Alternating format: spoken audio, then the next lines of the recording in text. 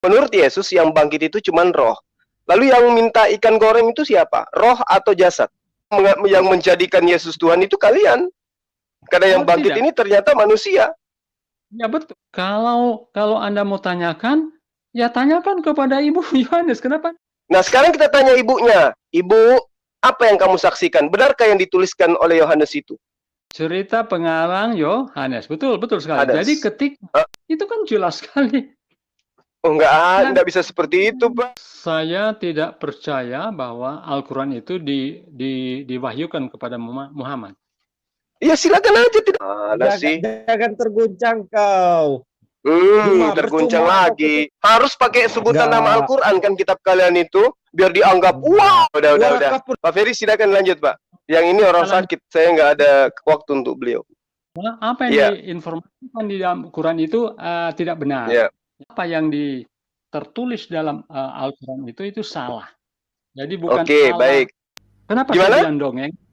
Al-Quran itu saya katakan dongeng. Kenapa? Alasannya begini. Muhammad menerima wahyu, siapa saksinya?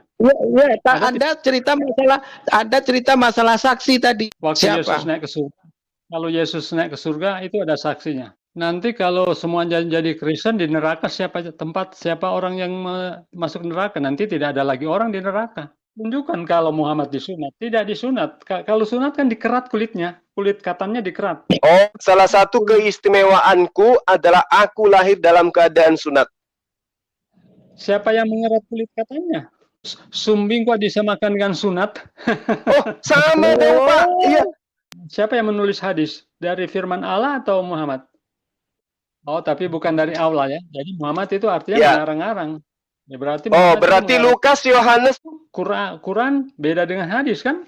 Nah, di sini Yesus tidak pernah menerima firman karena dia itulah firman. Nenek Bapak yang striker dari Roh Kudus apa dari Yesus? Ya, itu sama kan? Nah, itulah iman kalian amburadul. Karena Roh Kudus nanti datang, kalau dia pergi berarti Roh Kudus dan Yesus beda, Pak. Beda. Itu kan Allah juga. Jadi tidak bisa disangkal memang. Jadi bukan ayat satunya Wahyu 1 itu jangan dibuang, Pak. Waktu Yesus mati kan dia menyerahkan nyawanya. Kan ke siapa? Waktu Yesus mati nyawanya. Pada siapa diserahkan? Ya. Pada siapa? Ya, kepada Allah, Bapaknya. Yesus ini Tuhan atau anak Tuhan? Yesus datang dari Bapa. Bapak datang dari siapa? Kalau masih ada awal yang akhir, maka Yesus tidaklah layak menjadi Tuhan karena Melkisedek. Waktu dia masih anak-anak itu, apakah dia udah menjadi Tuhan?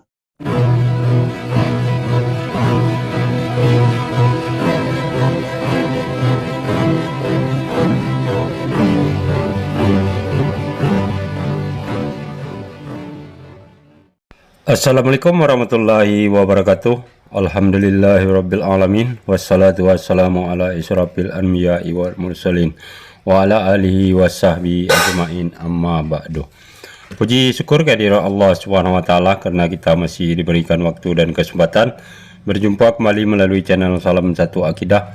Semoga kita semua dirahmati Allah dan beri kekuatan serta keteguhan hati di dalam iman Islam untuk terus meningkatkan iman serta ketakwaan kita kepada Allah Subhanahu wa taala. Baiklah saudaraku semuanya, pada kesempatan kali ini saya akan menampilkan kembali perdebatan antara Ustadz Zuma ya dengan pihak Kristen, yaitu ada Pak Ferry. Nah, topik utama yang dibahas di dalam diskusi ini yaitu perihal tentang Yesus yang dianggap Tuhan, manusia yang dipertuhankan oleh umat Kristen. Dan tentunya ini akan menarik kita simak karena kita ketahui Ustadz Zuma ya selalu bisa mematahkan setiap asumsi yang diusung oleh Oten ini untuk meyakinkan bahwa Yesus itu adalah Tuhan menurut mereka. Nah, begitu juga saudara Ferry ini dengan kepedeannya dia kritisi Al-Quran serta hadis, sementara dia sendiri tidak mengerti sama sekali tentang Al-Quran maupun hadis. Nah, di sini Ustadz Zuma ada didampingi oleh saudara Ali Musa ya, dan juga ada saudara Muslim lainnya. Nah, bagaimana nanti keseruan diskusi ini kita akan simak bersama. Namun sebelumnya saya mengucapkan terima kasih yang setinggi-tingginya kepada saudaraku yang sudah mendukung channel ini dengan subscribe, juga yang baru bergabung jangan lupa subscribe, like serta share. Dan kita dukung semua channel Islam untuk terus memintai umat dari upaya pemurtatan serta penangkalan akidah umat Islam. Langsung saja kita simak videonya. Selamat menyaksikan.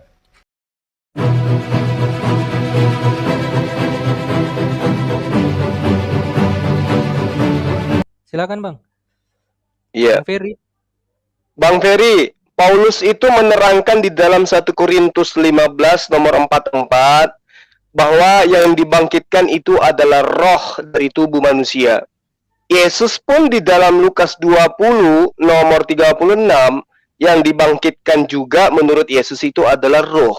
Nah, di dalam Lukas 24 nomor 36, siapa yang kemudian datang minta makan ikan? Kalau memang Yesus itu dibangkitkan. Karena menurut Yesus yang bangkit itu cuma roh.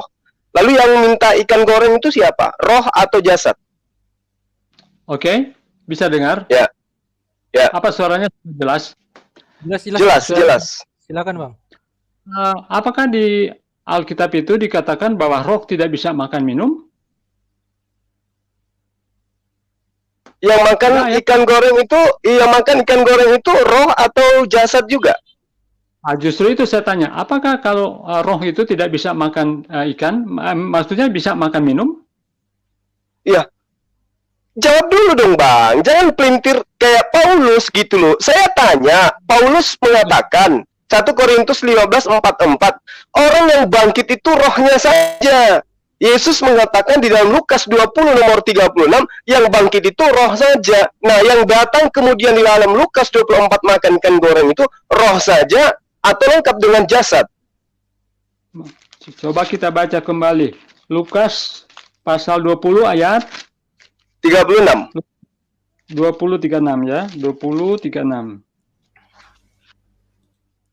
Tubuh yang bangkit adalah roh sama seperti malaikat. Mereka sama seperti malaikat. Oke, ini berbicara tentang kebangkitan ketika Yesus datang pada kali yang kedua. Bukan pada waktu Yesus bangkit. Di mana? Itu cuma asumsi Anda. Ini Yesus menerangkan tentang kebangkitan. Bangkitnya tubuh manusia dari kematian itu adalah roh. Sama seperti malaikat. Kalau Yesus itu bangkit kemudian dengan jasadnya, lalu bagaimana dengan pernyataan Paulus 1 Korintus 15:44 bahwa yang bangkit itu hanya roh saja? Yang dimaksud oleh Paulus itu adalah kebangkitan orang mati pada waktu kedatangan Yesus yang kedua kali. Tetapi ketika Yesus bangkit waktu hari yang ketiga itu, ya dia bangkit dengan tubuh yang sempurna. Ya? Berarti melanggar kaidah kebangkitan menurut pengajaran Yesus di dalam Lukas 20 nomor 36. Bahwa bangkitnya seseorang itu adalah bangkitnya tubuh rohaninya sama seperti malaikat. Itu waktu kedatangan Yesus yang kedua kali. Tapi ketika Yesus itu nggak diceritakan seperti itu, Bang. Ini berbicara mengenai kebangkitan. Kebangkitan secara universal. Ini ajaran Yesus, jangan dipelintir.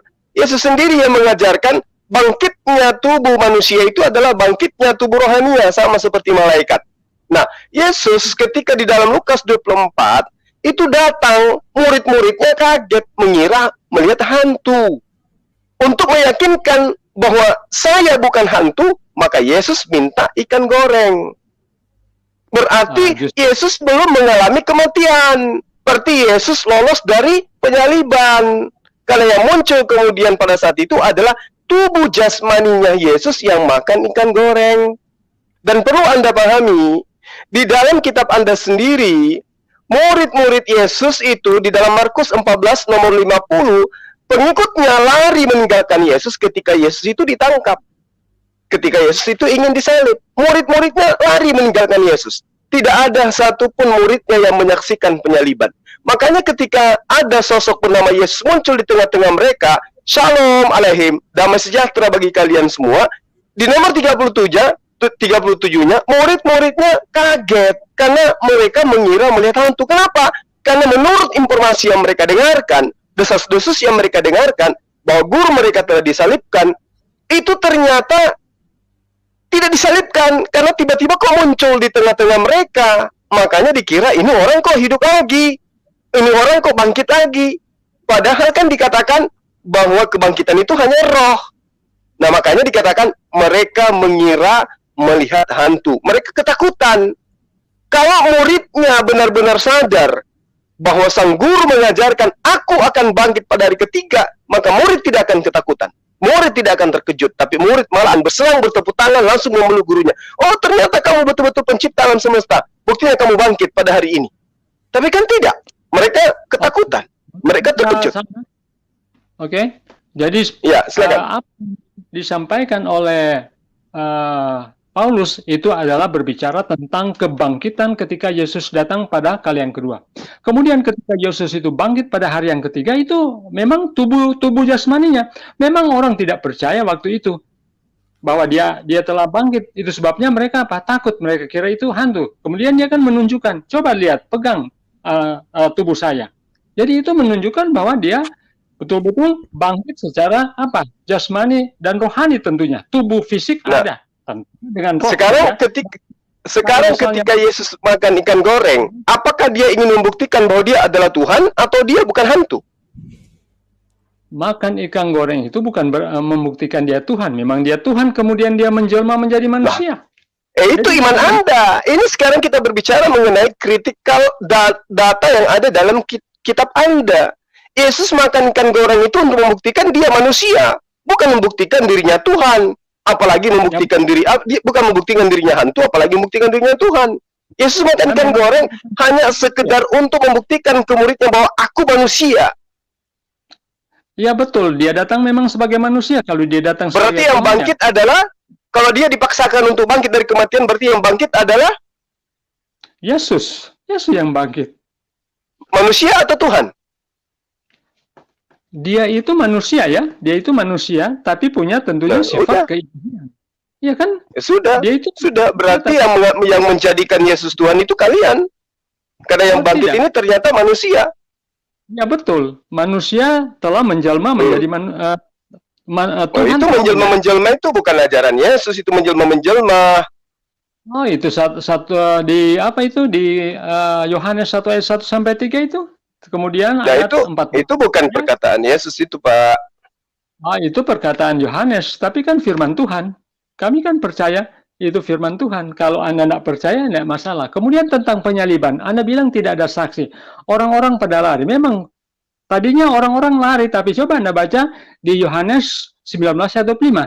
Di dekat salib Yesus berdiri ibunya, Maria, istri Kleopas, dan Maria Magdalena. Jadi memang murid-murid yang lain lari, tapi ibu Yesus dan juga istri Kleopas, Maria Magdalena itu menyaksikan. Jadi jelas sekali Yesus itu disalibkan dan mereka menyaksikan. Nah, sekarang mana kesaksian Maria ibunya? Kesaksian Maria ibunya bahwa anaknya disalib ada nggak? Ini kesaksian ini kan ada. Dia menyaksikan. Itu pernyataan Yohanes, Bang. Sekarang yang saya minta kesaksian daripada ibunya. Apa bunyi kesaksiannya? Kan katanya yang menyaksikan ibunya. Nah, ayo ibunya apa kesaksianmu terhadap pernyataan pengarang Yohanes? Ini kesaksian sudah jelas-jelas ya. Yang menyaksikan itu diceritakan ibunya menyaksikan Yesus disalib. Dia berdiri di samping salib anaknya. Menurut Yohanes, kesaksian Yohanes. Menurut perkataan dari Maria. Sekarang Maria menyaksikan nggak? Iya, apa kesaksiannya? Oh ya, kita baca di Yohanes 19 ya. Kita baca di Yohanes 19. Silakan. Dan dekat salib Yesus berdiri ibunya dan saudara ibunya Maria, istri Kleopas, dan Maria Magdalena.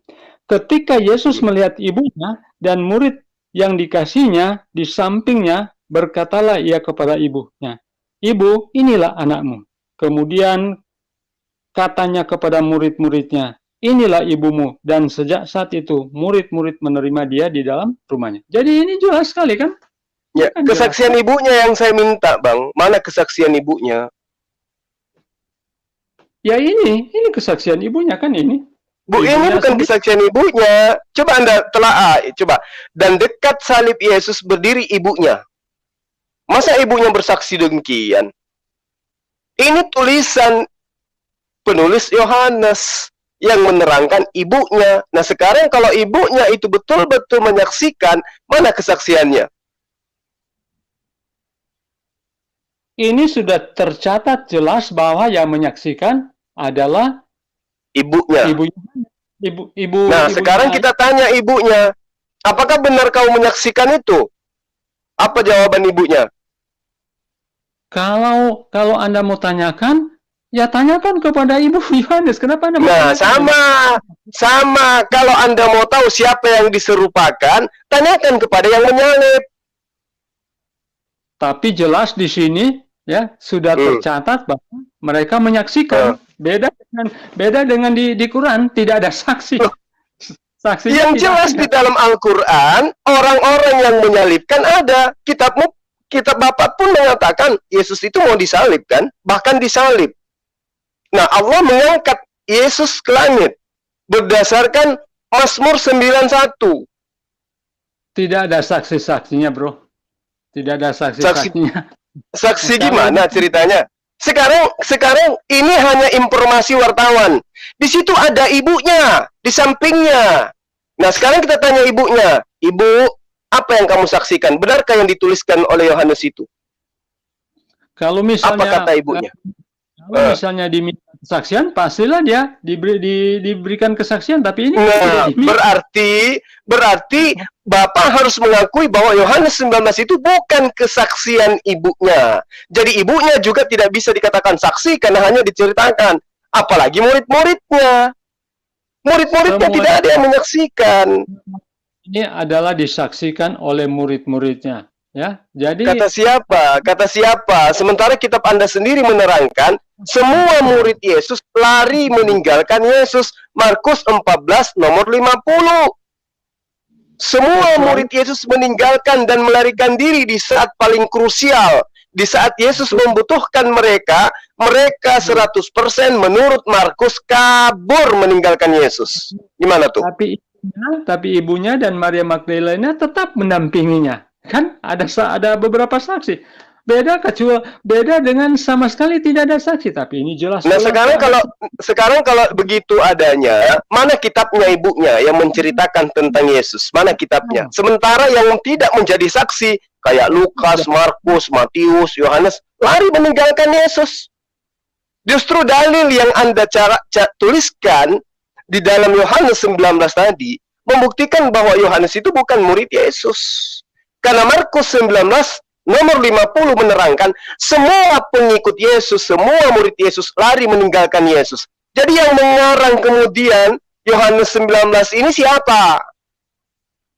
Karena Markus menuduh semua murid Yesus termasuk Yohanes lari meninggalkan Yesus. Lalu kemudian yang menuliskan, dan di dekat salib Yesus berdiri ibunya dan saudara ibunya Maria istri Klopas dan Maria Magdalena. Tahu dari mana kalau itu adalah murid Yesus yang menulis?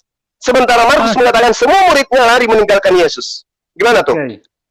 Oke, pastilah kalau penyaliban, pastikan ibunya menceritakan kepada Yohanes, ya, kepada murid-muridnya. Itulah kesaksian yang mereka catat. Itu justru itu yang saya minta, kesaksian ibunya kepada pengarang itu mana? Ini kesaksian nih. Ya, jadi dia cuma menuliskan, dan di dekat salib Yesus berdiri ada ibunya, ada Maria, ada istri Klopas dan Maria Magdalena. Oke, kata siapa? Kata pengarang Yohanes. Siapa pengarang Yohanes? Murid Yesus. Loh, bukannya di Markus diceritakan murid Yesus termasuk Yohanes lari meninggalkan Yesus? Dari mana kemudian pengarang Yohanes ini tahu bahwa di situ ada ibunya, ada Maria, ada istrinya, ada Klopas, ada Maria Magdalena? Dari mana Yohanes tahu? Dari tentunya kesaksian dari ibu Yesus. Dan nah, justru itu saya tanya, mana kesaksiannya? Dia ceritakan kepada siapa? Yohanes. Kemudian mereka mana kesaksiannya? Mana kesaksiannya, Pak? Sudah dituliskan sini. Ini kesaksiannya. Untuk apa ini Kesak- Alkitab? Ini Ini kita ceritakan kesaksian ibunya. Ini cerita Yohanes tentang ibunya. Ayo, saya mana sudah kesaksian ibunya? Oke, Bahwa saya sudah dia melihat anaknya seperti itu. Mana kesaksiannya? selesai kan murid-muridnya kan lari. Nah, yang Ya, menyakiti lari, muridnya lari. Kemudian ibunya bersaksi. Mana kesaksian ibunya? ibunya inilah menyaksikan kepada Yohanes, kemudian yang lain-lain. Nah, kemudian kesaksiannya yang ini, yang ditulis ini, nggak bisa. Ini bukan kesaksian, ini cerita. Lain cerita, lain kesaksian. Lain Cerita kesaksian, itu. lain cerita. Ini cerita Kesaksian. versi pengarang kitab Yohanes. Ya, kesaksian. Nah, mana yang kesaksian ibunya? Ini malah cerita ini. Ketika Nah. Yesus melihat ibunya dan muridnya dikasihinya di sampingnya, berkatalah ia kepada ibunya, "Ibu, inilah anakmu." Nah, ini cerita siapa? Cerita pengarang Yohanes. Oke. Mana kesaksian ibunya? Cerita pengarang Yohanes, betul sekali. Ada. Jadi bagaimana Yohanes mengetahui hal ini atas kesaksian dari ibu Yesus. Nah, kan. itu menurut Anda. Nah, sekarang mari kita buktikan. Benarkah ibu ini bersaksi kepada Yohanes? Mana pembuktiannya? Karena dia menyaksikannya. Ini kan sudah tertulis, sudah tercatat. Ini Sama ketika saya bercerita tentang Bapak, saya tuliskan tentang Pak Ferry, kemudian seorang tanya, "Loh, kok kamu bisa menceritakan tentang Pak Ferry, sementara kejadian kamu lari? Siapa yang menceritakan kepadamu?" "Pak Ferry." "Mana buktinya?"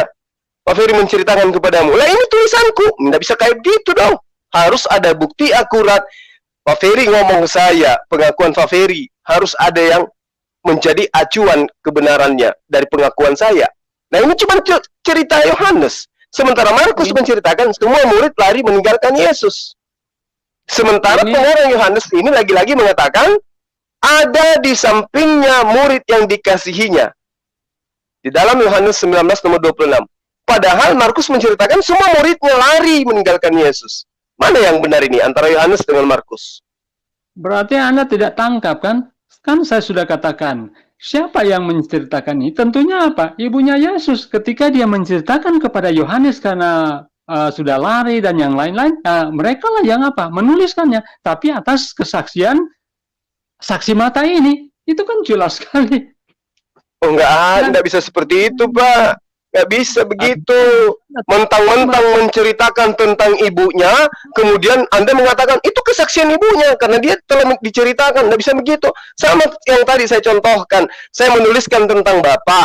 Tapi Bapak nggak pernah ketemu dengan saya, nggak pernah bercerita tentang saya. Orang kemudian tanya, "Bang Suma, kamu nulis tentang Pak Ferry. Emang kamu lihat? Sementara kamu kan nggak ada pada kejadian." "Oh, Pak Ferry sudah menceritakan itu semua kepada saya." "Mana buktinya?"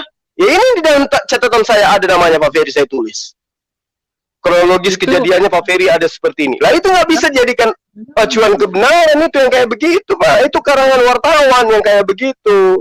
Lagian, ketika diceritakan di dalam Markus 14 nomor 50, di situ diterangkan bahwa semua murid Yesus lari meninggalkan Yesus. Nah, pengarang Yohanes menuliskan begini. Ketika Yesus melihat ibunya dan muridnya yang dikasihinya ada di sampingnya, berkatalah ia kepada ibunya. Nah, murid yang dikasihinya ini siapa? Kok masih ada murid di situ? Sementara Markus menceritakan semua murid meninggalkan Yesus. Murid yang dikasihi ini siapa? Nah, inilah keeroran daripada pengarang kitab Yohanes. Karena bertentangan dengan data di kitab Markus. Ini tidak Makanya bertentangan. Saksian dari bertentangan, Pak. Di sini dikatakan ada murid yang mendampingi Yesus. Di Markus dikatakan semua murid lari meninggalkan Yesus. Mana yang benar? Coba dibaca sekali. Mana Markus berapa? Markus 14 nomor 50. 14:50.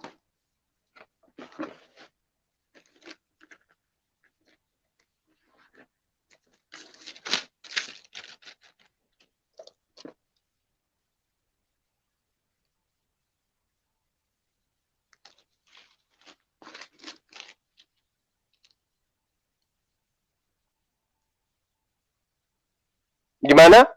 Masih ragu? 14:50. Ya. Masih ragu? Lalu semua murid itu meninggalkan dia dan melarikan diri.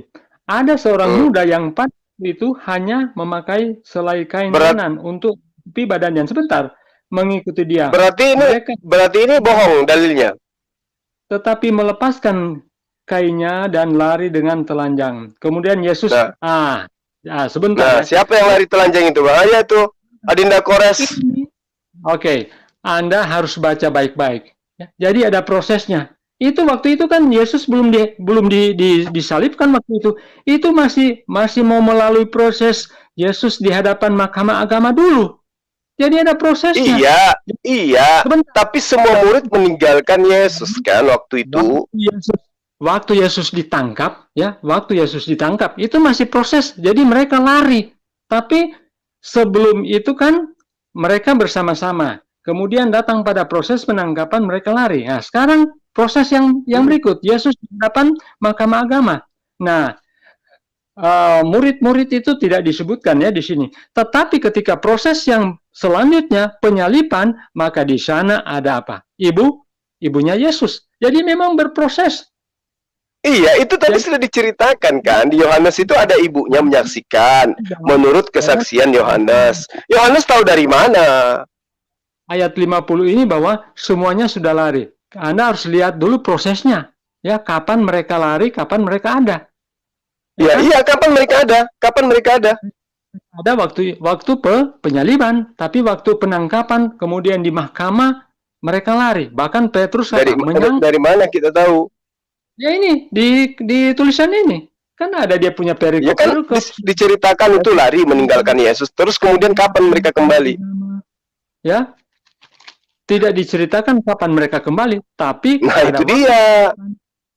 Pada waktu penyaliban jelas Ibu Yesus melihat dan bercerita, berkomunikasi dengan anaknya. Kalau misalnya dia diserupakan, apakah selalu dia tidak bisa mengenal akan anaknya? Ini masalah. Kalau diserupakan, kapan diserupakan? Apakah waktu diadili atau waktu disalibkan? Ya, tanya kepada yang menyalib. Kan gitu. Itu sebabnya ya. Jelas-jelas di dalam 4 Injil mengatakan bahwa Yesus disalib, kemudian ada saksi-saksinya.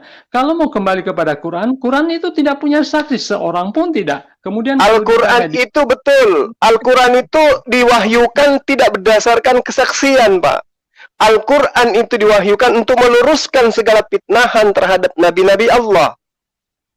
Nah, perlu saudara pahami, di dalam kitab Anda sendiri dikatakan Kisah Rasul 4, nomor 13, Yohanes yang Anda tengarai sebagai penulis itu diceritakan bahwa dia itu adalah orang yang buta huruf, tidak berpendidikan, tidak terpelajar. Jadi bagaimana mungkin kemudian murid Yesus yang bernama Yohanes itu menulis buku yang setebal itu berdasarkan kesaksian katanya.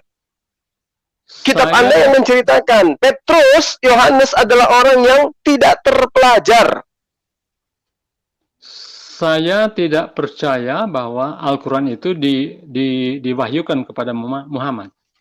Ya silakan aja tidak percaya, tetapi masalahnya isinya Muhammad itu pingsan ketemu pas diwahyukan di Gua Hiro itu. Iya sama ketika Yesus juga didatangi malaikat ketakutan sampai keringatnya seperti bintik-bintik darah. Ini Tuhan KW. Kok ada ketakutan sampai keringatnya seperti titik darah? Tuhan apaan itu? Kalau keringatan dingin, keringat dingin mah wajar. Ini keringat seperti titik-titik darah gimana sih? Jangan terguncang kau. Terguncang lagi. Masalahnya begini, kenapa saya tidak sebentar santai? Kutip-kutip Alkitab itu semua jawaban yang pertanyaan. Nama buku agamamu saja pakai nama Alkitab. Nggak pede kan kalian sebut Biblos? Harus pakai sebutan nama Al-Quran kan kitab kalian itu, biar dianggap wow firman Tuhan. Makanya pakai stempel Alkitab. Aduh. Kenapa Al-Quran itu tidak pernah disebut Biblos? Kenapa Al-Quran itu tidak pernah disebut Gospel? Tapi kenapa kita mau-maunya disebut Alkitab? Aduh gila. Udah. Pak Ferry silakan lanjut Pak. Yang ini orang sakit, saya nggak ada waktu untuk beliau. Jadi saya mau katakan bahwa apa yang diinformasikan di dalam Quran itu tidak benar. Ya, alasannya begini. Ya. Apa yang diwahyukan di dalam Al-Quran bukanlah Allah yang sama yang mewahyukan Alkitab atau Iya, apa yang itu. diamankan. Alasannya Itu begini. menurut Anda. Ya, silakan. Begini Mas, karena Ya, dalam kitab ya kami ataupun dalam pengalaman Israel tidak pernah Allah Israel, Allah Abraham, Ishak, Yakub mengutuk orang Israel menjadi kera dan babi. Jadi tidak ada itu. Oh gitu. Yang berikut. Iya. Juga Ya. Abraham, Ishak dan Allah Yakub tidak pernah ya mengharamkan semua hewan yang berkuku. Kalau kita baca di Quran 6 nomor 6 ayat 146 dikatakan Allah mengharamkan semua yang berkuku. Itu tidak ada di Alkitab ataupun Allah Abraham, Ishak pernah mengharamkan hewan yang berkuku. Kemudian juga Abraham dan Ishak dan Allah Yakub tidak pernah mengharamkan makanan-makanan yang baik yang tadinya halal kemudian diharamkan oleh karena kesaliman orang Yahudi. Dalam pengalaman orang Yahudi, Allah menghukum orang Yahudi ketika mereka melanggar dengan ada yang Allah mengizinkan bangsa-bangsa kafir menawan mereka, tetapi tidak pernah Allah menghukum, melaknati mereka dengan menjadi kera dan menjadi babi. Jadi saya mau katakan bahwa apa yang tertulis dalam Al-Quran itu salah. Jadi bukan baik. Ya, saya sanggah ya Pak ya. Saya sanggah Pak. Kitabnya Bani Israel yang datang kepada Musa aja dulu. Itu jaraknya 1700 tahun sampai 2000 tahun kepada masa kitab Anda yang baru nongol di abad kedua, ketiga. Sekarang yang saya ingin tahu, kalau tidak ada tentang apa yang Anda terangkan, sekarang saya ingin tahu, apakah di kitabnya Nabi Musa ada Tuhan dikutuk menjadi manusia lalu mati di tiang salib? Coba terangkan kepada saya. Ada nggak Pak? Tidak. Tuhannya Nabi Musa diceritakan di kitabnya Nabi Musa yang berumur 1700 tahun itu, bahwa Tuhan mereka itu dikutuk menjadi manusia atau setelah menjadi manusia dikutuk mati di atas tiang salib. Ada nggak? Atau ini karangan baru muncul nanti di abad pertama dari gereja? Ada nggak Pak? Ada Tuhan. Tidak ada. Tuhan. Tidak ada. Tidak ada. Berarti Tuhan yang Anda sebut Yesus itu tidak sama dengan Tuhannya Bani Israel yang mereka sebut dengan sebutan Hasem. Coba Anda tunjukkan kalau Tuhan Yesus itu dikutuk. Mana dalilnya? Loh, terkutuklah dia yang mati di atas tiang salib. Siapa yang terkutuk di tiang salib itu? Galatia 13. Mas Bagio, Mandra, Dono, Kasino atau Yesus yang terkutuk di atas tiang salib? Yang gondrong, yang dikutuk gondrong itu siapa yang gondrong itu? Gomlo atau siapa? Dedi Dores. Siapa yang mengutuk? Tidak ada yang mengutuk. Siapa yang mengutuk? Terkutuklah dia yang mati di atas tiang salib. Siapa yang mengutuk itu? Saya tanya siapa yang mengutuk? Ya wallahualam. Baca kitab Anda, siapa yang mengutuk? Tidak ada yang bilang mengutuk dia. Tidak ada yang mengutuk. Jadi kalau ada dalilnya gimana? Ya, tunjukkan. Siapa yang mengutuk? Yakin. Kristen abal-abal ini. Siapa yang mengutuk? Baca Galatia 13 itu, terkutuklah orang yang tergantung di kayu salib itu. Paulus mengatakan seperti itu. Siapa yang mengutuk? Nah, tanya sama Paulus. Paulus mengutuk itu. Terkutuklah orang yang tergantung di kayu salib. Baca konteksnya dulu. Ya baca konteks sudah. Betul. Aduh Pak. Begini loh Pak. Menjadi Kristen itu wajib bodoh sampai mati. Itu. Iya. Jadi ajaran Kristen yang datang dari Romawi itu, dari Yunani, itu mengatakan aturan Tuhan yang datang kepada Bani Israel itu adalah sebuah kutukan. Itu menurut ajaran pendiri Kristen. Sampai-sampai Yesus harus mati terkutuk di atas tiang salib untuk membebaskan kalian dari aturan mainnya Tuhan. Lalu kemudian kalian bikin aturan baru. Itulah yang kalian sebut perjanjian baru. Galatia 3 nomor 13, Galatia 13 ayat 13 itu diceritakan Yesus itu sebagai apa? Penebus hukum Torah. Nah, dia mati terkutuk. Itu loh. Kristus telah menebus kita dari kutuk hukum Taurat dengan jalan menjadi kutuk karena kita. Terkutuklah orang yang ada di tiang salib. Galatia 3 nomor 13. Jadi itu bukan fitnah, Pak. Itu bukan fitnah, itu fakta. Tapi bukan Tuhan yang mengutuk, oke? Beda dengan jadi siapa yang mengutuk? Oke, siapa yang mengutuk? Siapa yang mengutuk Yesus yang mati di tiang salib? Siapa yang mengutuk? Mengutuk Yesus. Siapa yang mengutuk, Pak? Dia terkutuk karena dosa. Oleh karena dosa kita. Oleh dosa siapa yang mengutuk? Siapa yang mengutuk Yesus, Pak, di tiang salib? Siapa? Ya, yang mengutuk siapa yang mengutuk? Orang, tapi bukan Tuhan. Ya, bukan Tuhan. Jadi yang mengutuk bukan Tuhan. Beda dengan Quran. Quran itu mengutuk orang-orang Israel menjadi apa? Menjadi babi dan menjadi kera. Ini juga Tuhan dibunuh, dikutuk. Ini kalau masih orang yang dikutuk nggak masalah. Ini Tuhan yang dikutuk, Pak. Aduh, otak Bapak ini rusak rupanya. Ini manusia dikutuk karena mereka melanggar hari Sabat. Wajar. Makanya di dalam 10 hukum salah satunya harus mengkuduskan hari Sabat. Karena pelanggarannya sangat luar biasa. Nah sekarang kenapa bisa ada Tuhan yang dikutuk? Kalau Tuhan mengutuk manusia karena melanggar hari Sabat, wajar. Tapi manusia mengutuk Tuhan, apakah itu wajar, Pak, menurut Anda? Yesus datang sebagai manusia. Yesus datang sebagai manusia. Dan siapa yang mengutuk? Apakah Tuhan yang mengutuk? Tidak. Jadi yang dikutuk ini bukan Tuhan. Yang dikutuk ini bukan Tuhan, manusia. Ya, dia datang sebagai manusia. Berarti selama ini Bapak menyembah manusia dong. Ngakulah. Dia datang sebagai manusia, tetapi dia itu Allah sendiri. Tapi dia menjelma. Berarti yang dikutuk itu adalah Allah itu sendiri. Gimana sih Bapak ini? Tukang muter-muter Bapak ini. Yang dikutuk adalah manusia. Manusia itu adalah Allah itu sendiri. Ya sama aja, Pak. Gimana sih? Jadi tinggalkan ajaran yang membuat Bapak itu oleng-oleng permanen.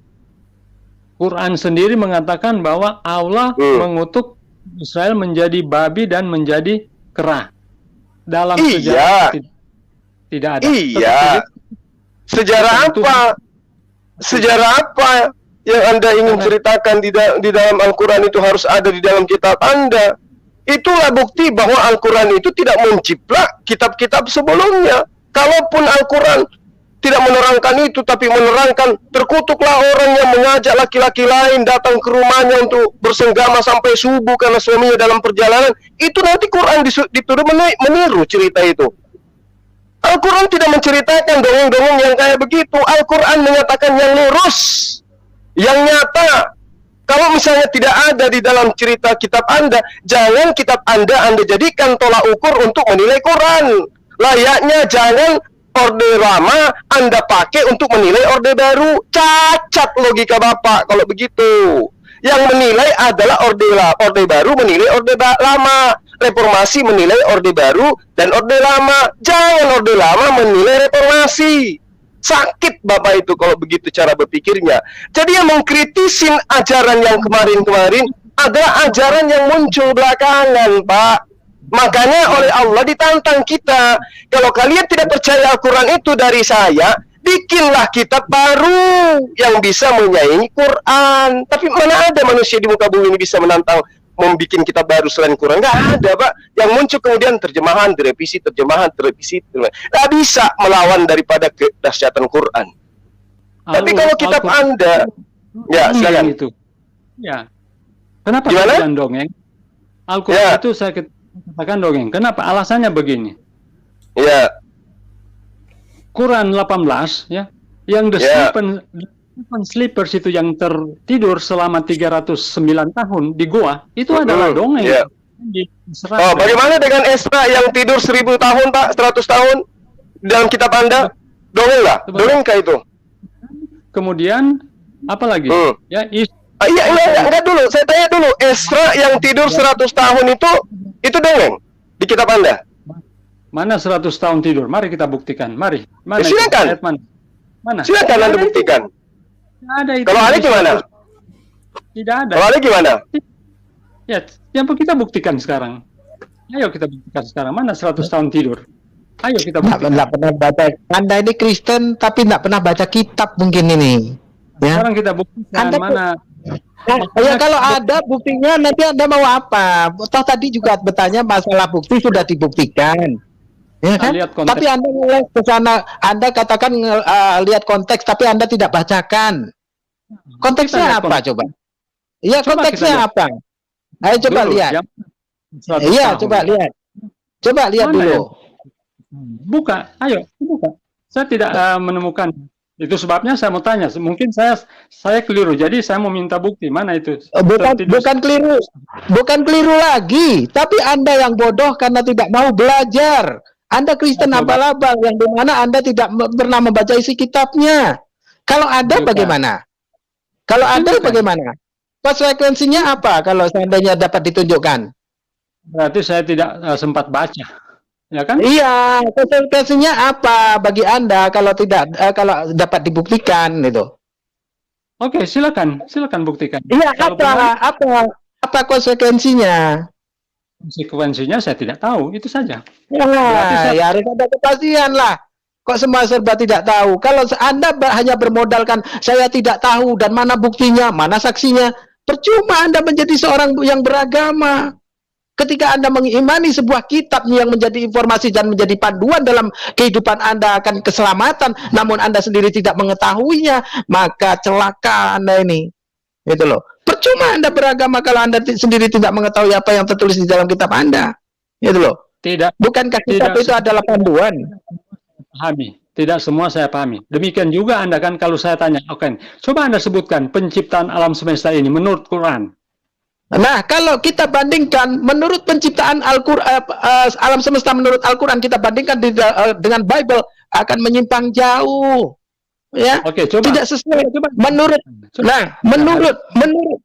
sekarang begini, menurut Bible, ya, bahwasanya hewan-hewan itu diciptakanlah manusia, siap itu diciptakan hewan yang kecil-kecil. Sementara ada pada zaman itu sebelum manusia itu diciptakan, itu ada binatang-binatang purba yang besar-besar. Tapi menurut Bible itu tidak dilakukan, tidak ada sejarah cerita hal itu.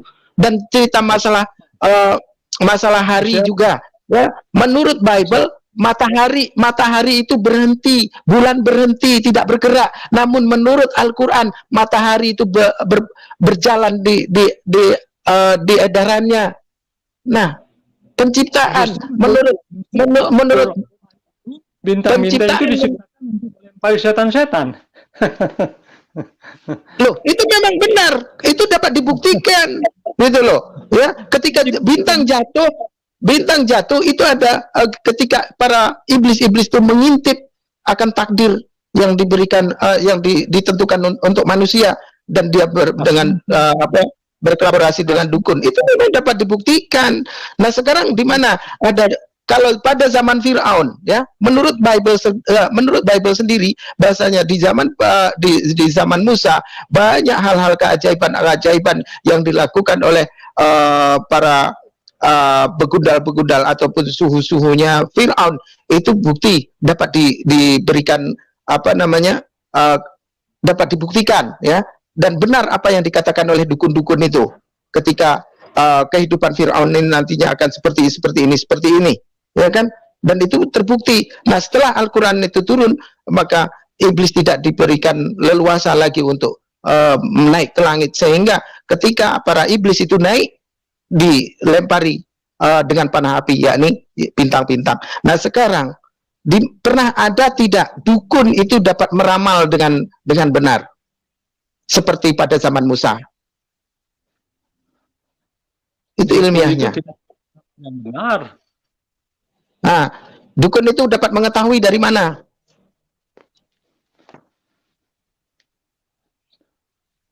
Jawab Dukun dulu. itu tidak. Apa itu? Iya, kan dulu kan ada tukang-tukang sihir pada zaman Musa. Tapi mereka itu tidak bisa menandingi Daniel dan teman-teman itu. Iya, enggak usah pakai tapi. Sekarang benar atau tidak, gitu loh. Kami tidak percaya dukun-dukun. Nah, tidak percaya dukun-dukun. Tapi sejarah yang ada pada kitab Anda percaya atau tidak? Kalau kitab kami percaya, tapi dukun tidak percaya. Oke, kalau kitab Anda percaya. Sekarang saya mau tanya, ketika Tuhan berfirman dalam hati, Anda percaya? Percaya dong. Percaya atas apa? Ya. Percaya atas apa? Siapa yang dapat ketika Tuhan berfirman dalam hati, sang penulis tahu dari mana? Dari ilham tentunya. Ilham yang mana? Ya, ilham dari Tuhan tentunya. Ya, apa kata firman-Nya?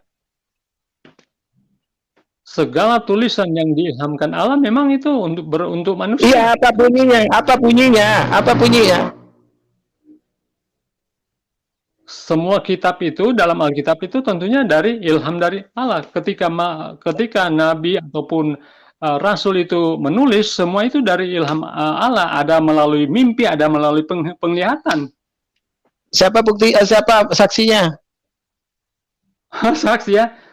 Kemudian kalau Muhammad menerima wahyu, siapa saksinya? Ya, Anda cerita masalah saksi tadi. Maka ketika saya tanyakan masalah saksi, Anda pun harus menjawabnya. Oke, kalau saksi, kalau di dalam Alkitab itu banyak. Kalau saya mau kasih satu saja, waktu Yesus naik ke surga. Kalau Yesus naik ke surga, itu ada saksinya. Coba baca di... Ya, Siapa namanya? Siapa namanya? Sekarang saya siapa namanya? Siapa saksi? Kalau Anda katakan bahwasanya Yesus itu naik ke surga katanya, dan ada yang melihatnya, berapa banyak orang Yahudi itu akan masuk Kristen? Tapi toh tidak sampai hingga detik ini. Oleh karena apa? Menurut sarjana Alkitab yang diseminarkan di Jesus Seminar California, bahwasanya ayat-ayat Bible dari 100% perjanjian baru hanya 18% saja yang benar. Dan apa yang disampaikan Anda tadi bahwasanya ada saksinya Yesus itu naik ke langit dan duduk di bersebelahan dengan Allah, itu ayat bohong, ayat sisipan. Itu buktinya Kristen banyak, berarti lebih meyakini Alkitab banyak. Ini orang Kristen sendiri yang ngomong.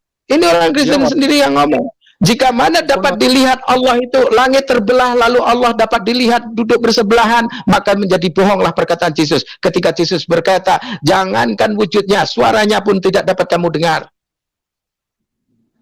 Tapi buktinya kan orang Kristen lebih banyak, berarti lebih mempercayai Alkitab dari lebih banyak oleh karena kebodohan mereka tidak tahu. Tapi sekarang saya mau tanya, apakah orang-orang Yahudi yang dimana mereka katanya menyaksikan itu saat ini menjadi Kristen? Jangankan sekarang, di zaman Yesus mereka melihat Yesus, mereka tidak percaya kan? Tapi buktinya kalau dapat Allah, bukankah orang-orang Yahudi itu ya meminta tanda dan ingin melihat Tuhan, ya?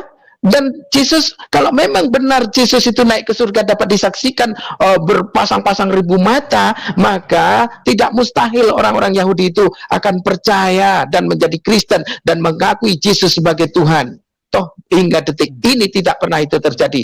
Apakah Anda lebih pintar dari para sarjana Alkitab? Nanti kalau semua jadi Kristen di neraka, siapa orang yang masuk neraka? Nanti tidak ada lagi orang di neraka. Bukankah Yesus berkata, memerintahkan, baptislah semua bangsa menjadi bangsa muridku dengan nama putra. Kok fitnah itu perkataan? Itu perkataan. Walaupun sudah dikasih pekabaran, tapi kalau mereka mau menolak itu terserah. Ya itu kan pilihan, tidak bisa dipaksakan. Iman itu tidak dipaksakan. Kalau mau terima, bukankah ada saksinya? Bukan sudah diberikan penglihatan, diberikan saksi? Sekalipun sudah ada saksi, sekalipun malaikat mau bicara, tapi kalau sudah dikeraskan hatinya, sudah tertutup hatinya, tidak persoalannya kitab Anda bohong.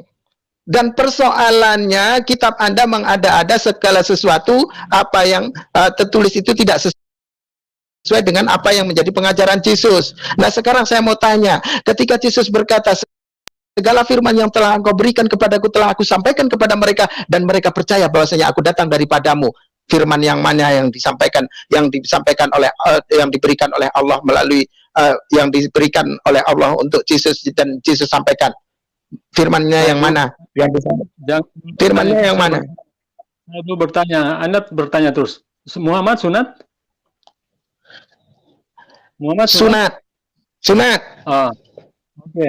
Ada Ada bukti. dalilnya dalam Quran? Ada dalilnya? Ada. Ikutilah milah Ibrahim, di mana Ibrahim mengadakan perjanjian sunat. Perjanjian kekal.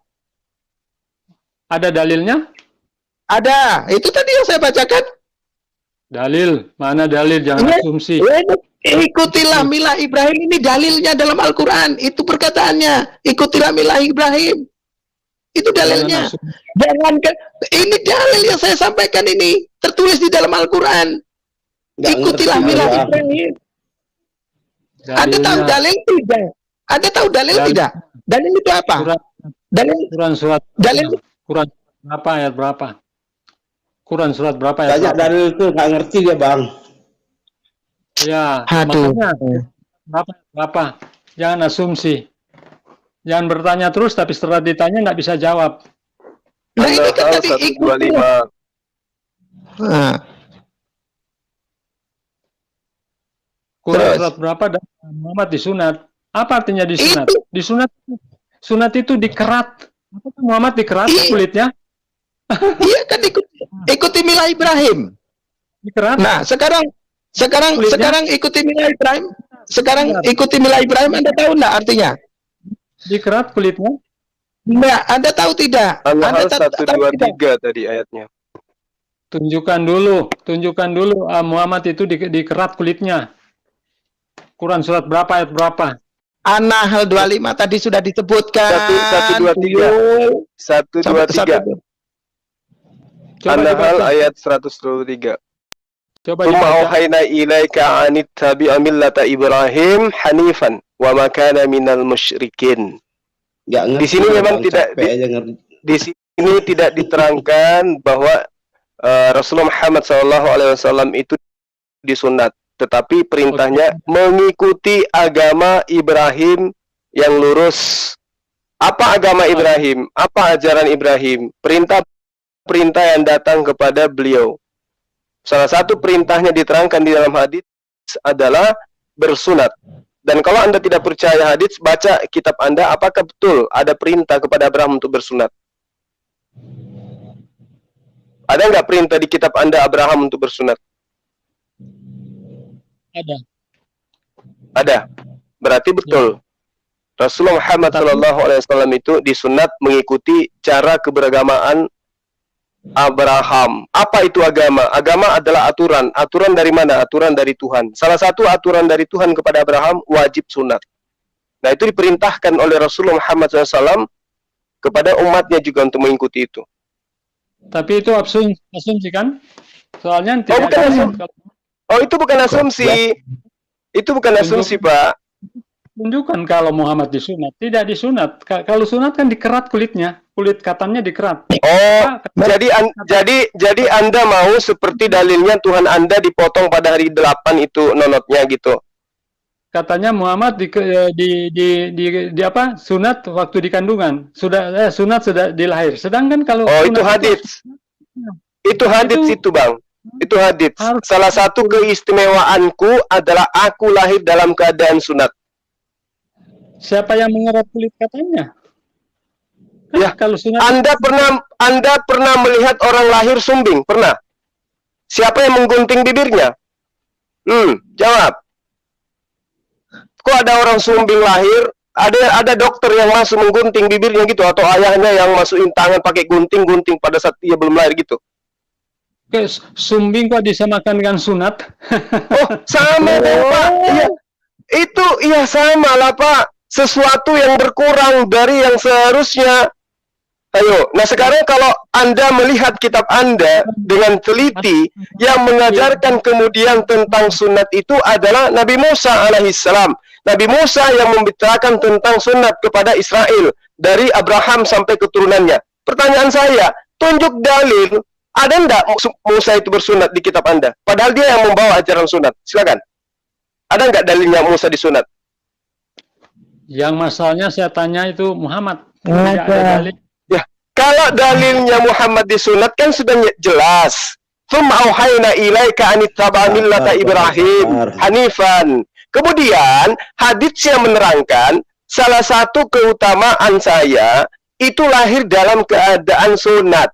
Kemudian ada hadits yang menerangkan pada hari ke-7 ya, kakeknya Rasulullah Muhammad SAW mengundang para tetangga untuk kemudian pesta syukuran atas lahirnya cucunya sekaligus mengislamkan atau menyunatkan dia. Mana tuh? Hadis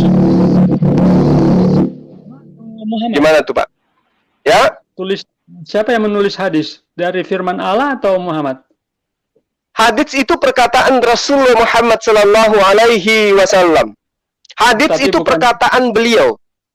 Oh, tapi bukan dari Allah ya. Jadi Muhammad itu artinya Ya. ngarang-ngarang. Ya, berarti Oh, Muhammad itu berarti ngarang. Lukas, Yohanes, Markus dan semua itu ngarang-ngarang ya, Pak ya? Termasuk Paulus ya? Ngarang ya? Dari fir- Karena Tuhannya Bani Israel tidak pernah datang kepada Lukas, betul nggak? Kalau itu dari kalau Muhammad kan Quran beda dengan hadis kan? Nah, di sini Anda akan mendapatkan satu beban moral yang sangat berat nih. Rasulullah Muhammad SAW menerima firmannya disebut Al-Quran. Ketika dia menguraikan Al-Quran, maka disebut hadits, sabda. Nah, sekarang Yesus menerima firman dari Allah. Mana firmannya? Mana firman yang diterima oleh Yesus itu? Mana? Bisa Anda tunjukkan? Musa menerima firman dari Allah, ada firmannya disebut Torah. Sekarang Yesus menerima firman dari Allah berdasarkan Yohanes 17 ayat nomor 8, mana firman itu? Tunjukkan kepada saya. Yesus tidak pernah menerima firman karena dia itulah firman. Nenek bapak yang striker, karena di dalam kitab Anda menurut pengakuan Yohanes, Yesus itu menerima firman. Yohanes 17 nomor 8 itu mau diapain? Yesus Itu mau diapain itu, Pak? itu adalah Yohanes 1 ayat Yohanes 17 nomor 8. Segala firman yang engkau berikan, segala firman, berarti banyak firman, entah itu setumpuk, sekarung, semobil, mana firman-firman itu? Kalau Rasulullah Muhammad SAW menerima firmannya Al-Quran, itu perkataan Allah. Perkataan beliau disebut sabda, kami sebut dengan hadits. Yesus nih Bang. mana saksinya? Nah sekarang mana firman Allah yang diterima oleh Yesus itu mana? Yesus itu dialah firmannya. Ya, oke, itu iman Anda. Oke, itu iman Anda. Tetapi di dalam kitab Anda dikatakan Yesus menerima firman. Kok firman Yesus menerima itu firman itu ceritanya gimana? Yesus itu Jadi di adalah stabilo firman aja. Berarti di stabilo aja itu. Yohanes 17 nomor 8 itu dihapus dari Bible. Nama Gitu. panjang firmannya apa Pak Gari? Firman sendiri. Jadi Yesus itu adalah firman sendiri. Tapi kenapa Jadi kemudian apa ya? Yesus mengatakan, oke, Panjang saya hargai firmannya apa? iman Firman Anda. siapa? Firman Yesus apa itu namanya? adalah firman itu sendiri. Oke, itu iman Anda saya hargai. Yang saya pertanyakan sekarang adalah firman-firman yang diterima Yesus itu mana? Ya, yang disampaikan, yang sudah disampaikan dari mulutnya, itu Iya. firman ya. Justru itu yang saya tanya. Mana firman-firman yang disampaikan dari mulutnya Yesus itu mana? Yang sudah disampaikan, ada yang tercatat di 4 Injil itu. Loh, itu kan tulisan murid-muridnya. Apa? Itu kan tulisan orang yang melakukan investigasi, Pak. Ya, justru itulah apa yang mereka terima dari Roh Kudus, ya itulah yang mereka tuliskan. Dari Roh Kudus atau dari Yesus nih? Dari Roh Kudus apa dari Yesus? Ya, itu sama kan? Nah, itulah iman kalian. Amburadul, ancur, berkeping-keping. Yesus mengatakan, Kalau Yesus bagi kami mengatakan, tidak berani. iya, karena Anda hanya bermodalkan iman, bukan akal. Yesus mengatakan, Roh Kudus tidak datang kalau aku tidak pergi. Berarti yang ada pada diri Yesus bukan Roh Kudus. Karena Roh Kudus nanti datang kalau dia pergi. Berarti Roh Kudus dan Yesus beda, Pak. Beda. Beda. Bagaimana lagi menjelaskan? Nah, gimana ceritanya beda tapi satu? Maksudnya gimana tuh? Beda tapi satu. Maksudnya gimana itu, Pak? Satu esensi, ya. Mana Tiga ayatnya? Mana pribadi. ayatnya? Mana ayatnya? Di mana itu? Tanya ayat. Mana ayatnya? Mana ayatnya? Jadi intinya ini, Bang, beliau ini memaksakan Yesus yang adalah manusia ini menjadi Tuhan. Mereka paksakan dengan cara akal-akalan. Seperti apapun mereka harus berjuang untuk mendudukkan Yesus manusia ini menjadi Tuhan. Ya memang sudah Maksa kali. tercatat. Tercatat di mana? Ya. Tercatat di mana? Tercatat Ya, dalam Alkitab yang mana? Ayatnya mana? Yesus adalah firman, Yohanes 1 ayat 1 sampai 3, kemudian Itu- Yohanes 1 sampai Itu bukan perkataan Itu bukan Yesus. perkataan, itu bukan perkataan Yesus itu, Pak. Ya memang kalian Yang- selalu mengatakan tidak perkataan Yesus. Memang Tunggu, Nah, Pak Ferry gini, Pak Ferry, tolong Bang. Saya hargai iman Anda, tapi cobalah menggunakan akal. Yesus mengatakan begini, aku tidak berkata-kata dari diriku sendiri. Nah ini Yohanes berkata-kata seenaknya dia. Yesus aja tidak berkata-kata dari dirinya sendiri. Bapak Ferry yang saya hormati berkata-kata seenak Bapak. Yesus adalah firman, Yesus adalah Allah itu sendiri. Siapa yang ngajarin? Yesus aja nggak pernah ngaku seperti itu. Yesus, Pak, ketika dia berkata, tidak berkata-kata dari dirinya sendiri. Berarti Yesus ini tidak serampangan asal ngomong. Yesus menjaga perkataannya. Lah Bapak ngomong, Yesus firman sendiri. Yesus adalah firman Tuhan itu sendiri yang menjadi manusia. Itu Bapak lebih hebat. Harusnya Bapak yang disembah oleh Kristen, bukan Yesus.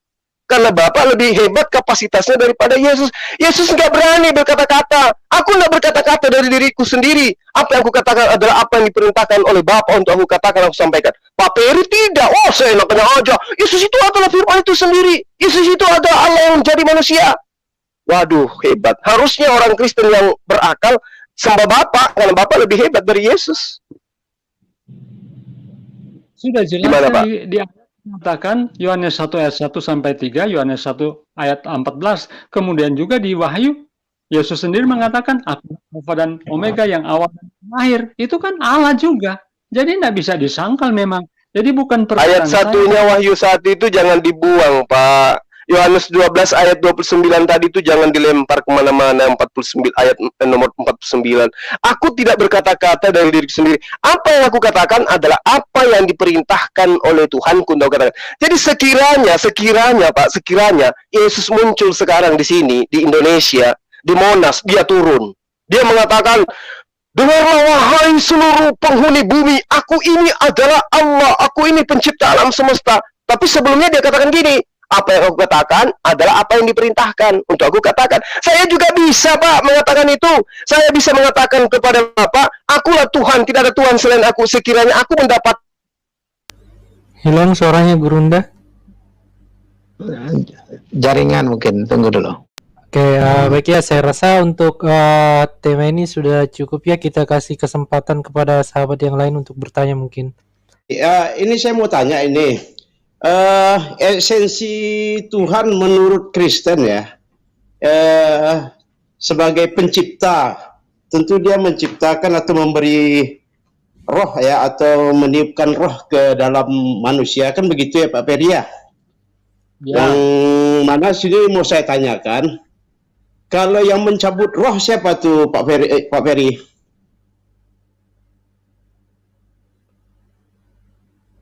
Halo? Halo, Ya. bisa dengar? Nggak dengar Pak Ferry. Halo, bisa dengar ini? Bisa dengar Pak Ferry ya. Coba. Siapa yang mencabut rohnya? Yang meniupkan roh Tuhan, yang mencabut roh Tuhan. Apa benar begitu Pak Ferry? Hidup manusia kan di tangan Tuhan, ya kan? Iya. Manusia di tangan Tuhan. Jadi yang memberikan kehidupan, nafas hidup, yaitu apa? Allah pencipta. Tuhan ya, pencipta ya. Tuhan.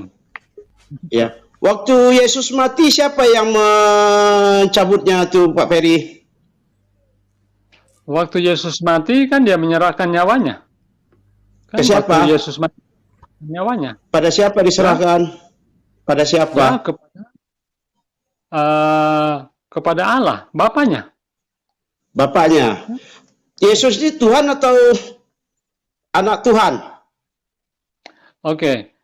Yesus itu Ya.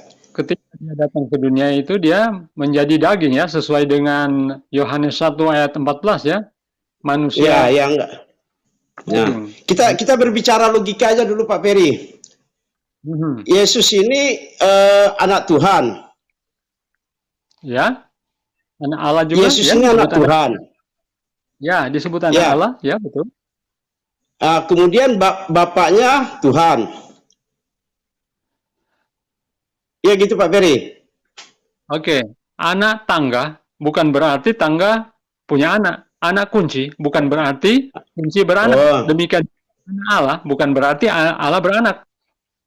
Oh gitu. Iya ya. Jadi esensi Tuhan ini mencabut dan menghidupkan manusia. Ya kan? Mematikan dan menghidupkan manusia. Menurut Anda Yesus itu Tuhan atau tidak? Yesus itu Tuhan. Tetapi ketika Tuhan. dia datang ke dunia, tentunya dia Enggak. menjelma. Yang kita berbicara logika Pak Ferry. Yang saya tanyakan itu Yesus itu Tuhan atau bagaimana? Ketika dia datang ke dunia ini dia sebagai manusia. Enggak, kita berbicara logika itu fiktif itu. Kita berbicara logika. Kalau yang memberikan nyawa itu kan Tuhan, yang mencabut nyawa kan itu Tuhan menurut Pak Ferry tadi ya. Nah, sekarang saya tanya, Yesus itu bagaimana, Tuhan atau manusia? Yesus itu punya dua nature ya. Jadi dia punya Nggak bisa sifat Pak Ferry, nggak bisa dua-dua apa itu. Kita logika Pak Ferry, nggak masuk logika itu fiktif itu. Yang saya tanyakan, Yesus itu Tuhan atau manusia? Memang kita tidak bisa menjelaskan keberadaan Tuhan itu sesungguhnya. Namun kita bisa melihat kalau nggak bisa menjelaskan Pak Ferry kenapa dipercaya? Oke, kenapa saya percaya? Karena pertama, hanya Tuhan yang bisa memberi kehidupan yang kekal, ya. Kemudian hanya Tuhan yang bisa membangkitkan orang-orang mati pada akhir zaman, dan itu bisa dilakukan oleh Yesus. Sebabnya kami menyembah Yesus sebagai Tuhan, karena hanya Tuhan yang bisa memberikan kehidupan yang kekal, hanya Tuhan yang membangkitkan orang-orang mati di akhir zaman. Dan semua itu tercatat dalam Alkitab. Itu sebab kami mengatakan. Oke. Waktu Yesus mati, siapa yang mencabut nyawanya? Saya sudah katakan ketika dia sebagai manusia, ya tentunya Bapaknya. Oh, jadi dia siprek duprek dong. Kita tidak maksudnya bisa dia punya dua jenis ya. Kalau bapaknya itu, kalau bapaknya itu bisa nggak ditengok aja sama Yesus? Mereka kan satu. Dia datang dari Bapa. Yesus itu datang dari Bapa. Yesus datang dari Bapa. Bapa datang dari siapa? Bapa ya memang Bapa. Tidak datang dari Pak siapa-siapa. Ferry, kalau sebutan Bapa itu artinya, ya, ini dalam bahasa Indonesia ya, artinya kalau Bapa itu adalah orang yang menjadi hubungan biologis ya, antara si anak dan bapak ada hubungan biologisnya. Nah, berarti antara anak tercipta karena ada hubungan biologis antara ibu dan bapak, kan begitu Pak Ferry? Ya, betul. Ya, betul kan? Jadi artinya dia bisa melihat Tuhan dan ibunya juga bisa melihat Tuhan, begitu? Ibunya siapa maksudnya? Ibunya Yesus, tapi Yesus manusia.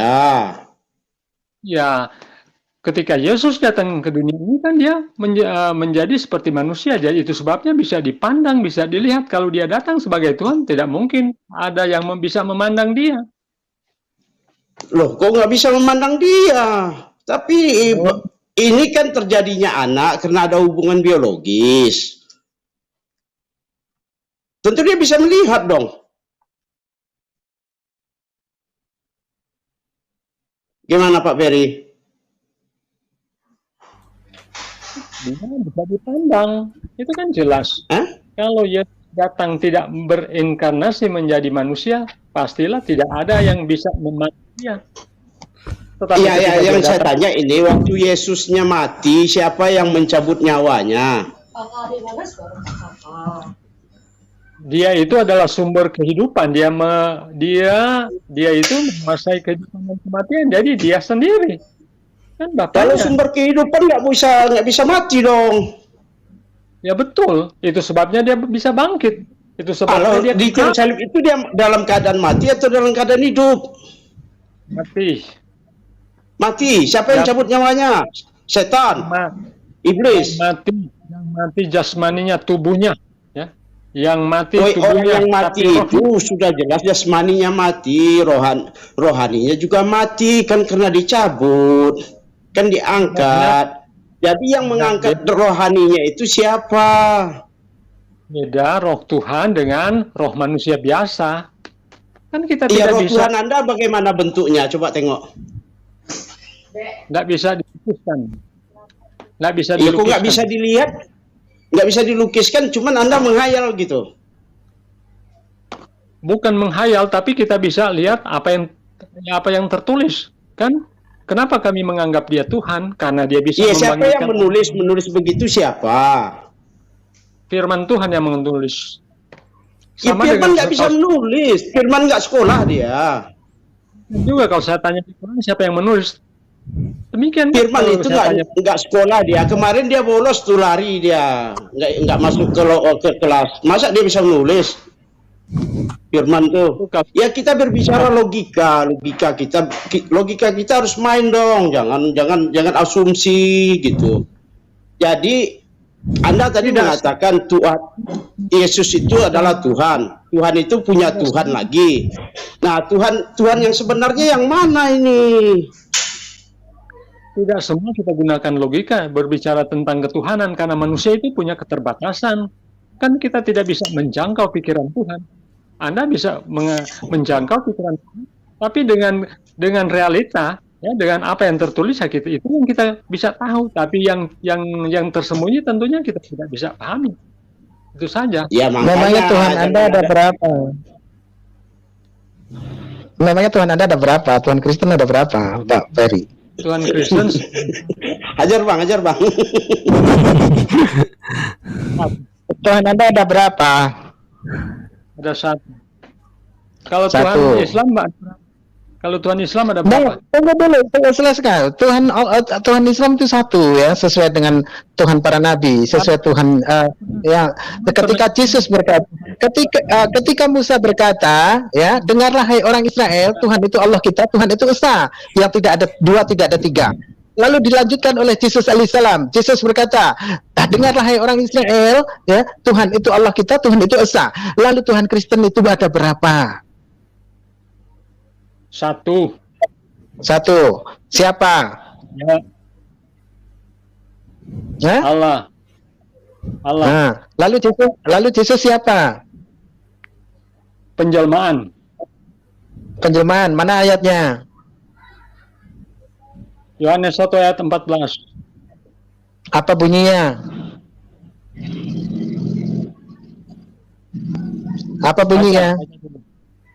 Ya baca, Anda yang berikan ayat. Baca. Firman itu telah menjadi daging. Firman itu telah menjadi daging dan diam di antara kita, dan kita telah melihatnya, yaitu yang diberikan kepadanya sebagai anak tunggal Bapa. Itu saja. Nah, apakah kalau firman itu menjadi daging lantas itu dijadikan sesembahan, dijadikan Tuhan, mengapa gunung itu tidak Anda jadikan Tuhan juga? Terang ya. Kenapa? Bukankah firman itu juga menjadi terang? Firman itu menjadi terang juga. Sementara Yesus sendiri berkata, Anda jangan melampaui dari apa yang sesungguhnya tertulis, ya. Yang menjadi otoritas tertinggi di dalam Bible itu adalah Yesus alaihissalam. di mana Yesus tidak pernah mengaku dirinya sebagai Tuhan dan tidak pernah menyatakan seperti apa yang Anda katakan. Sementara Yesus sendiri berkata, Bapa lebih besar daripada aku. Seorang utusan tidaklah lebih tinggi dari yang mengutus, dan yang mengutus tidak seorang utusan tidak lebih tinggi dari yang mengutus. Ya, jadi tidak mungkin Allah mengutus dirinya sendiri sesuai perkataan Yesus. Lalu Tuhan Anda itu tidak mungkin. Siapa mengutus siapa? Tidak mungkin Tuhan mengutus. Seorang utusan tidak lebih tinggi dari yang mengutus, maka tidaklah mungkin Allah mengutus dirinya sendiri. Kalau Anda katakan Tuhan Anda satu di sini, maka tidak sesuai dengan apa yang dikatakan oleh Yesus. Karena Anda menjadikan Yesus sebagai Tuhan, sementara Yesus sendiri tidak pernah mengaku Tuhan, dan Yesus hanya berkata, dengarlah hai orang Israel, Tuhan itu Allah kita, Tuhan itu Esa. Di sini Yesus mengaku dia bertuhan. Lalu Anda mengatakan Yesus pernah mengaku Tuhan. Ya? Mana ayatnya? Mana ayatnya? Mana ayatnya? Ya? Mana ayatnya Yesus pernah mengaku Tuhan? Wahyu 1 ayat 7, Wahyu 1 ayat 17-18. Wahyu 7. Wahyu 1 ayat 7. Wahyu 1 ayat 7. Ya. Lalu, apakah benar kalau menurut Wahyu sesuai dengan apa yang tertulis di dalam Wahyu 5:6, apakah Tuhan Anda seperti domba yang bermata 7 bertanduk 7, seperti domba yang usai disembelih, siap disembelih, sementara Tuhan Israel tidaklah seperti itu? Oke, monggo. Ya, menurut Alkitab kami ya seperti itu. Menurut Alkitab Anda, ya, menurut Alkitab Anda. Lalu, ya. apakah itu menurut Yesus? Ya. Apa ya, bunyinya? Apa katanya? Iya, apa katanya? Ya, apa katanya? Baca. Iya, apa katanya? Oke, Wahyu Ya, 1 ya, Wahyu 1 ayat 7. Lihatlah ia datang dengan awan-awan dan setiap mata akan melihat dia juga. Dan semua bangsa di bumi akan meratap dia, ya amin. Aku adalah Alfa dan Omega, firman Tuhan Allah, yang ada dan yang sudah ada dan yang akan datang, yang maha kuasa. Nah, itu di situ kata firman. Apakah dia berkata akulah Tuhan? Karena firman bukanlah Tuhan. Firman itu perkataan. Aku adalah yang awal dan yang akhir. Kalau masih ada awal yang akhir, maka Yesus tidaklah layak menjadi Tuhan, karena Melkisedek tidak berawal dan tidak berakhir. Hidupnya tidak berkesudahan dan dia tidak bersilsilah, tidak berayah, tidak beribu. Sementara Yesus menurut Matius 1 ayat 1 hingga 3, Yesus itu mempunyai silsilah. Yesus mempunyai nenek moyang, Yesus mempunyai ibu, mempunyai kakek nenek. Lalu bagaimana dengan Melkisedek? Masih ada tambahan yang maha kuasa, ya? Yang maha kuasa kata siapa? Sementara Yesus berkata, ketika seorang ibu mendatanginya untuk memintakan bagi kedua anaknya, untuk memintakan bagi anaknya duduk di sebelah kanan dan sebelah kirinya, Yesus berkata, cawanku memang akan kamu minum, namun perihal duduk di sebelah kanan dan sebelah kiriku, aku tidak dapat memberikannya. Hanya Allah saja yang dapat memberikannya bagi siapa yang ia kehendakinya. Lalu di mana letak ketuhanan Yesus? Mana letak kekuasaannya? Firman Tuhan yang itu perkata sudah ada dan yang akan datang, yang maha kuasa. Wahyu itu ya, wahyu itu adalah perkataan orang yang terkena trauma tinggi, berhayal oleh karena usai digoreng dengan minyak panas. Ya, dan yang menjadi otoritas yang menerima firman itu adalah Yesus alaihissalam di dalam Bible itu. Ketika Yesus berkata, aku tidak dapat memberikan, cawanku memang akan kamu minum, tapi duduk di sebelah kanan dan sebelah kiriku, aku tidak dapat memberikannya. Ya, aku tidak berhak memberikannya. Hanya Allah saja yang dapat memberikannya bagi siapa yang ia kehendakinya. Apa Lalu di mana otoritas Anda letak? apa otoritas Anda mengatakan bahwa pewahyu itu Yohanes itu bukanlah dari Allah? Bukan. Kok otoritas? Saya dapat berikan bukti bahwasanya menurut sejarah Yohanes itu dibuang ke Pulau Patmos setelah digoreng dengan minyak panas. Terus Dengan hayalannya. Karena wahyu itu dahulunya dikata itu kenyataan. Ya, itu kenyataan. Dikata dahulu itu kenyataan. Tapi dengan seiring berjalannya waktu, wahyu dikata bahwasanya itu mimpi biar nampak keren. apakah Anda di sana kemudian hayalan? Apakah Anda menyaksikan sehingga Anda bilang hayalan? Jangan asumsi Anda.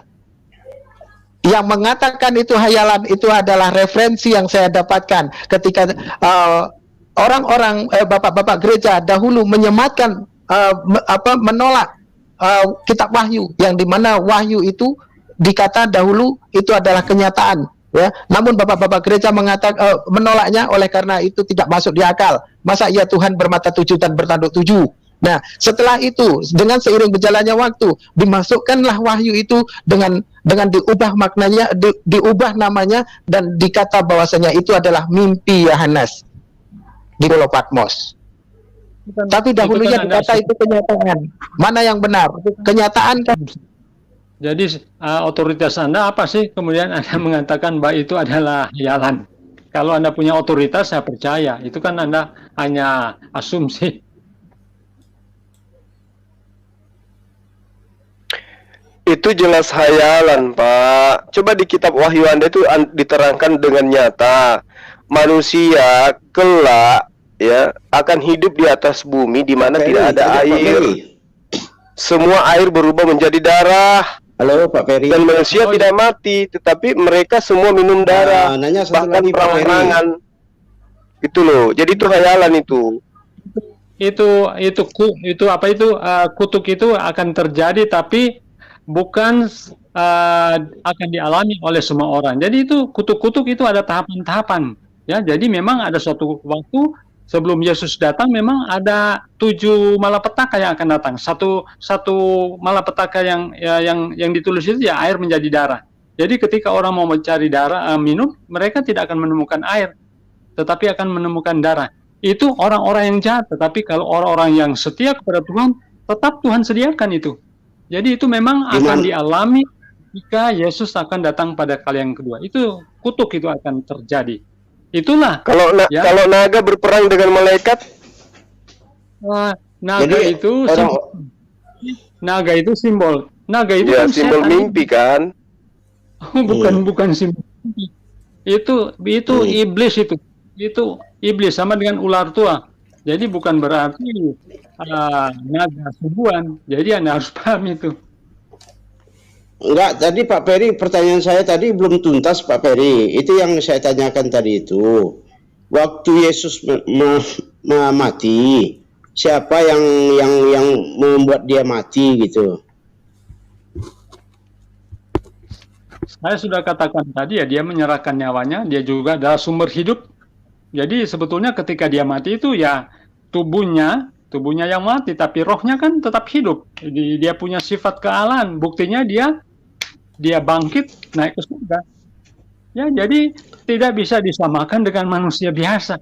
Kalau manusia biasa seperti saya, ketika saya mati, ya tubuh saya ini kembali kepada tanah, kemudian nafas saya kembali asumsi memberi nafas kehidupan. Asumsi Kan lain. Kalau Yesus kan Enggak, asumsi. Maksud saya begini loh Pak Ferry. Pak Ferry, dia menyerahkan pada siapa? Ya, dia itu juga sumber hidup. Itu sebabnya dia katakan. Enggak, menyerahkan pada siapa nyawanya itu tadi? Nyawanya itu ya, dia itu pemberi kehidupan. Jadi dia sumber kehidupan juga. Bukan pemberi kehidupan. Maksud saya, Pak Ferry kan orang Indonesia ya, ngerti bahasa Indonesia ya. Dia kan mati, kata Pak Ferry kan menyerahkan nyawa. Kepada siapa dia menyerahkan nyawanya? Menyerahkan dirinya sendiri tentunya. Kepada siapa? Kepada dia siapa? Dia itu adalah pemberi. Dia juga kan punya sifat keilahian. Jadi dia sendiri. Loh, Pak Ferry ini Jadi gimana sih? Tadi katanya kepada Bapak, kini sekarang kepada dirinya sendiri. Yang mana nih yang benar nih? Ya, jadi kepada Bapaknya. Bapaknya kan sama. Nah, tadi Jadi katanya kepada dirinya sendiri. Terus gimana ini? Berbelit-belit ini. Makanya saya bilang, kita kan berbicara logika. Ya, kalau dia mati, tentu ada yang mencabut nyawanya. Yang mencabut nyawa itu siapa? tidak semua kita bisa terima dengan logika. Sama dengan begini. Bagaimana alam semesta ini bisa tercipta? Apakah bisa diterima dengan logika? Sekarang saya bertanya, Pak Ferry. Pak Ferry, saya bertanya. Waktu Yesus anak-anak, dia beol nggak? Ya, sebagai manusia tentunya dia beol. Oh, gitu. Terus waktu dia masih anak-anak itu, apakah dia udah menjadi Tuhan? Ya, tentunya ada prosesnya kan. Dia kan masih datang ke dunia ini sebagai manusia, tapi dia tetap punya sifat keilahian. Hanya itu. Sekarang saya tanya Anda. Artinya waktu dia anak-anak dia belum Tuhan, berarti ada Tuhan yang lain gitu ya? Tetap dia itu punya sifat keilahian. Itu sebabnya kan saya sering katakan ketika dia datang waktu dia anak-anak, dia tadi kata Pak Ferry belum Tuhan. Tapi setelah dia dewasa dia menjadi Tuhan. Berarti waktu anak-anak siapa sih Tuhannya gitu? Kan begini ya. Jadi ketika dia datang ke dunia ini kan dia sebagai manusia. Ya, dia datang sebagai manusia. Iya. Tapi sifat-sifat keilahian tetap melekat pada dirinya. Dia punya dua apa sifat keilahiannya itu waktu anak-anak itu? Manusia tentunya dia punya sifat apa? Rasa lapar. Tetapi ya dia juga punya sifat keilahian, seperti dia bisa menyembuhkan orang, dia bisa membangkitkan orang. Ya, itu sifat-sifat yang dimiliki oleh Yesus ketika dia. Ya. Sekarang boleh saya bertanya kepada Anda. Waktu dia jadi anak-anak. Dokter bisa menyembuhkan orang sakit. Jadi anak-anak itu dia bisa menghidupkan orang. Coba saya bertanya dulu. Nabi Elia juga juga menghidupkan orang mati. Nabi Elia menghidupkan orang mati juga. Putus-putus suara Pak Ferry nggak jelas. Oke, coba sekarang Anda jelaskan Allah yang enggak sembah bagaimana? Ya, Allah yang saya sembah itu ya Tuhan. Oke. Sifat-sifatnya seperti apa? Sifat-sifatnya sifat Tuhan, sifat Allah. Sifatnya seperti apa? Seperti Tuhan, seperti sifat apa? Allah lah. Kalau menurut Anda sifatnya bagaimana? Ya, saya bertanya, apakah suaranya bisa didengar? Tidak. Oh, tidak. Oh, berarti beda dengan Allah Abraham, Ishak ya? Iya, tentu aja beda. Beda hidup saya dengan Abraham, beda lah. Abraham hidup sekian ribu tahun dari saya. Waktu itu dia bisa mendengarkan, tapi kalau sekarang saya nggak bisa, karena saya bukan Abraham, bukan Nabi. Allah Abraham, Allah Ishak dan Allah Yakub beda dengan Allah Muhammad ya? Ismail sama dengan Ismail, Ishak, Ibrahim. Tadi saya sama Tuhan saya. Tapi Yesus berkata bahwasanya Allah itu tidak bisa mendengar suaranya. Tidak dapat dilihat. Tidak dapat didengar. Saya bisa mendengar suaranya. Muhammad bisa mendengar. Saya bisa mendengar suara Tuhan. Apakah Muhammad bisa mendengar suara Allah? Bisa? Tanya sama Muhammad. Saya nggak hidup di zaman itu. Enggak, dalilnya kan biasa, dalil mesti ada dong. Anda kan saya nggak perlu dalil-dalilan. Saya sekarang hidup di zaman sekarang.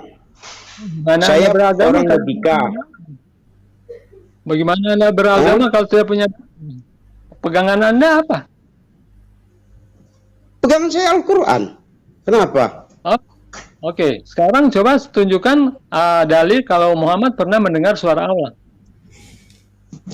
Kalau dia tidak pernah mendengar suara Allah, yang dia dengar dari nabinya, dari malaikat.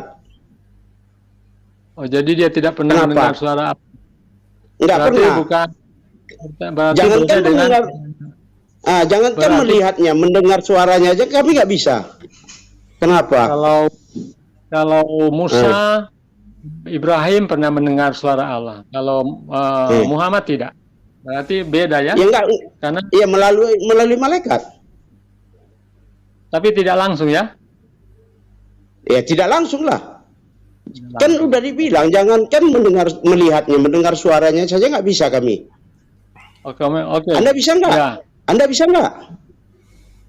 nggak bisa. Nggak bisa Tapi sama kalau- kita. Tapi kalau bisa dengarkan. Kalau Muhammad tidak bisa ya? Tapi kan dibilang tadi melalui Jibril.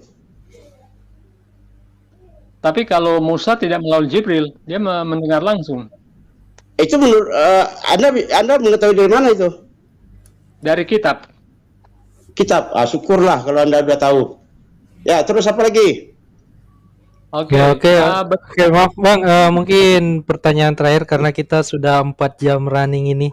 Oke. Iya. Oke, Bang. Ya, saya mau Iya. lagi, Bang. Pak Ferry, mohon maaf kok banyak salah segala macamnya. Tetap satu Indonesia kita, Pak Ferry. Ya. Betul. Maaf. Nah, demikianlah saudaraku semuanya, kita sudah dengarkan tadi ya bagaimana keseruan diskusi antara Ustadz Zuma dengan saudara Ferry ini. Dan kita semakin mengerti bagaimana Oten ini untuk memahami tentang ajaran keyakinannya ya. Karena di satu sisi kalau ada perkataan Yesus yang sudah nyata dan sangat jelas sekali, itu mereka buat samar-samar dan tidak jelas. Sementara kalau ada tulisan-tulisan dari penulis yang lain yang tidak jelas asal-usulnya, tidak, dan sekaligus tidak bisa diuji kebenarannya, malahan mereka meyakininya itu sebagai firman Tuhan. Nah, inilah kelakuan para Oten ini ya, yang selalu bisa berbelit-belit di dalam menjelaskan keyakinannya tersebut. Nah, demikianlah saudaraku semuanya, mudahan ada hikmah yang dapat kita ambil dari diskusi tadi, dan apa yang bisa merusak akidah kita sebagai umat muslim tentu kita buang jauh. Dan terima kasih atas perhatiannya. Assalamualaikum warahmatullahi wabarakatuh.